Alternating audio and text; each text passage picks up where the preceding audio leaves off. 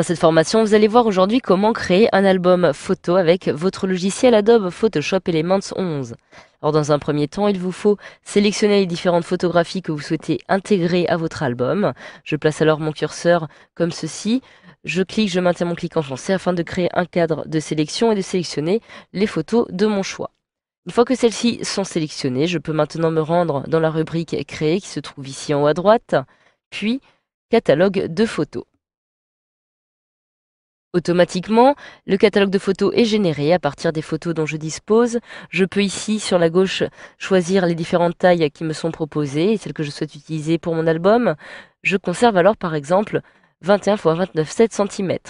Je peux ici choisir parmi les différents thèmes qui me sont proposés. Je conserve alors par exemple concepteur élégant, je clique dessus et je peux avoir aussi un aperçu directement sur la droite de ce que cela pourra donner. Comme vous pouvez le voir, vous avez ici la possibilité en bas de remplir ou non de façon automatique votre album de photographie avec les images sélectionnées. Si vous souhaitez vous-même remplir votre album avec vos images, vous pouvez alors décocher cette petite case, mais je conserve cette petite case cochée de façon à ce que mes photographies soient directement intégrées à mon catalogue. Je peux ici définir maintenant le nombre de pages que je souhaite attribuer à mon catalogue. Je clique. J'efface à l'aide de la touche retour arrière de mon clavier et je sélectionne par exemple 4 afin de créer 4 pages dans mon catalogue. Je clique maintenant sur OK et automatiquement, mon nouveau catalogue va être généré en fonction des paramètres que je viens de lui attribuer et à partir de mes photographies. Comme vous pouvez le voir, mon catalogue vient d'être généré, alors je peux facilement naviguer d'une page à une autre. Je me trouve actuellement sur la page de titre, c'est-à-dire ici, celle-ci, comme cela est indiqué dans ce volet de droite. Mais si je souhaite accéder maintenant aux différentes pages de mon catalogue, il me suffit tout simplement de cliquer, par exemple, sur les différentes pages qui me sont proposées dans ce volet. Je peux ainsi, en un clic, accéder aux pages 1 et 2 et par la suite aux pages 3 et 4, mais je peux aussi utiliser directement, si je le souhaite, les petites flèches qui me sont proposées ici en haut, afin de passer directement à la vignette suivante. Alors comme vous pouvez le voir jusqu'à cette page, eh bien, les photographies ont directement été intégrées dans mon album de photographie. Mais si je souhaite maintenant en intégrer de nouvelles dans les petites cases qui manquent, eh bien, il me suffit par exemple de cliquer sur la corbeille des photos afin d'accéder aux différentes photographies. Par exemple, en cliquant ici, je peux par exemple décider d'afficher les fichiers sélectionnés dans l'organiseur. Je clique alors ici afin de retrouver les différentes photographies présentes dans mon album. Je peux choisir d'intégrer directement les photographies comme je le souhaite. Pour ça, c'est très simple. Je clique sur la photo en question, je maintiens mon clic enfoncé et je peux ainsi procéder à un glisser-déposer afin de l'insérer directement dans mon cadre. Une fois que ma nouvelle photographie a été intégrée, comme vous pouvez le voir, j'ai la possibilité de réaliser un zoom sur cette photographie en utilisant l'outil de redimensionnement des petites poignées qui se trouvent ici. Je peux ainsi par exemple décider d'agrandir cette photographie. Je peux aussi la déplacer comme ceci. Je clique, je maintiens mon clic enfoncé, je me déplace. Je peux aussi la faire pivoter à l'aide des petites flèches qui apparaissent ici, comme vous pouvez le voir.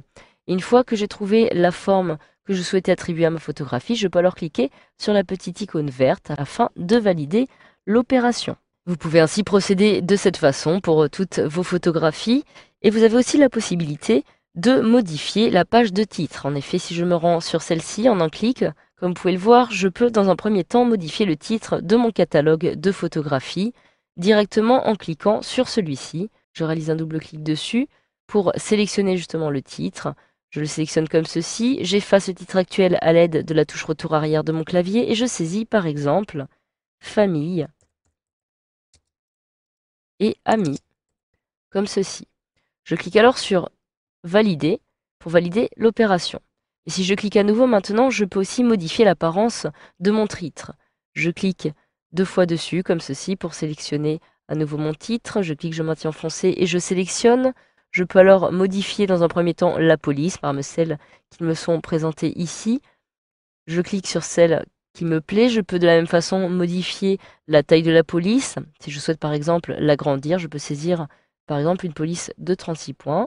Je peux aussi modifier la couleur en cliquant ici et en utilisant la petite palette, par exemple, qui se trouve ici, afin de choisir la police qui me plaît. Par exemple, celle-ci me convient. Je clique alors sur OK. Je peux maintenant définir le style de ma police en gras, en italique, en souligné ou en barré. Je peux maintenant choisir d'aligner à droite, d'aligner à gauche mon texte ou encore de le centrer. Je clique alors sur centrer. Enfin, j'ai aussi la possibilité de déformer mon texte afin de lui donner un petit effet original. Ça, c'est très simple, il me suffit de cliquer sur cette petite icône qui va me permettre de créer un texte déformé. Je clique dessus, comme vous pouvez le voir. Je clique alors par exemple sur style dans un premier temps et je souhaite lui donner l'apparence d'un arc. Je clique alors sur arc, je déplace la petite fenêtre pour que vous voyez bien ce que cela va donner. Je peux modifier l'inflexion de cet arc par exemple, comme ceci. Puis je me déplace vers la gauche et puis l'arc aura une inflexion qui va tendre vers le bas. Puis je me déplace vers la droite et puis celle-ci va tendre vers le haut. Je peux aussi décider de procéder à une déformation horizontale. Comme vous pouvez le voir, si je me déplace vers la droite, eh bien c'est la partie gauche de mon texte qui rétrécit. Alors que si j'utilise maintenant une déformation verticale, eh bien c'est la partie du haut qui va être rétrécie. Une fois que j'ai procédé à toutes ces modifications, je peux alors cliquer sur OK, puis cliquer cette fois-ci sur Valider afin de valider mon nouveau titre.